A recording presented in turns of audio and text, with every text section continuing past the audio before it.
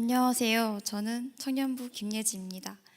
저는 이 시간 폭풍과 같은 저의 방황과 혼돈을 멈추게 하시고 말씀으로 저를 다스리셨던 하나님과 저의 이야기를 하려고 합니다. 저희 엄마는 우리 교회의 박땡땡 전도사님입니다. 지금도 생각나는 것은 엄마가 교회 지하에서 몇 시간이고 기도를 하면 저는 옆에서 주기도문과 사도신경을 각각 100번씩 외워야 집에 돌아갈 수 있었습니다. 때때로 그것을 100번씩 추가되기도 했습니다. 저에겐 이게 익숙한 생활이었습니다. 하지만 사춘기를 지나고 청년기에 접어들면서 어른들이 가르쳐 주셨던 모든 것이 다 의심스러워졌습니다. 제가 품었던 질문들에 대한 대답을 교회에서 찾지 못했고 하나님은 저의 기도를 듣지 않으시는 것 같았습니다. 교회에서 하나님보다 사람이 더 먼저 보이고 말씀보다 상황이 더 크게 보이게 되어 결국 교회를 떠나게 되었습니다. 하지만 하나님은 절 포기하지 않으셨고 그때는 우연이었으나 지금은 분명한 인도하심으로 들어간 회사가 이랜드입니다. 이랜드는 매 주마다 예배를 드리고 교회보다 성경 공부를 더 하는 이상한 회사입니다. 매주 월요일 회사에서 목사님이 설교를 하시고 매일 아침 큐티를 나는 기독교 회사입니다. 심지어 회사에서 수련회도 갑니다. 언젠가 회사 수련회에 외부에서 목사님이 강의를 하시는데 성경을 풀어주시는 그 강의에 너무 놀랐고 쏙 빠져서 3시간이 금방 지나가 버렸습니다. 그전에는 성경이 지루하다고 생각했었는데 그때 정말 달구나 라고 처음 느끼게 되었습니다. 그날 저녁 찬양 시간에 설명할 수 없는 감정이 들었고 계속 눈물이 났습니다. 바닥에 엎드려 엉엉 울고 싶을 만큼 울고 싶을 정도였습니다. 예배는 하나님과의 만남이고 하나님은 저를 보고 싶어 하신다는 것을 깨닫게 되었습니다. 그리고 얼마 있다가 저는 도망치듯 떠났던 중앙교회에 다시 돌아오게 되었습니다. 청년부 공동체에 다시 돌아오게 되는 과정은 참 쑥스럽고 불편했었습니다. 하지만 하나님께서 모든 상황에서 함께 해주셨고 모든 예배 시간마다 하나님께서 그동안 얼마나 나를 사랑하시고 기다려주셨는지 말씀해 주셨습니다.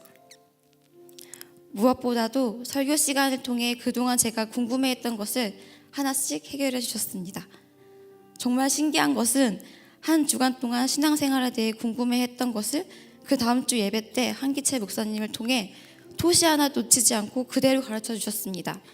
그리고 또 다른 질문이 생기면 그 다음 주일 설교 시간에 동일한 방법으로 답을 주셨습니다. 사실 저에게는 복잡하고 독특한 궁금증이 있었습니다. 누구에게 질문하기도 좀 그렇고 해서 나중에 천국 가면 하나님께 여쭤봐야겠다 생각했던 질문이었습니다. 그런데 올해 청년부의 여름 수련회를 하면서 저는 깜짝 놀랐습니다.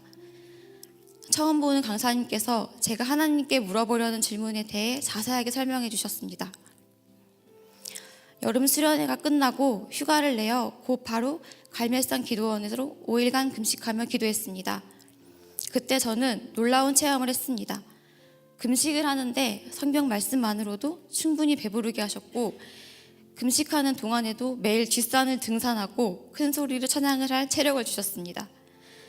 그리고 기도원을 내려올 때 기도, 말씀, 공동체와 구제에 대한 사명을 주셨습니다. 그 후로도 하나님은 지금까지 깃털처럼 섬세하게 저를 가르치시고 깨닫게 하시고 인도하고 계십니다.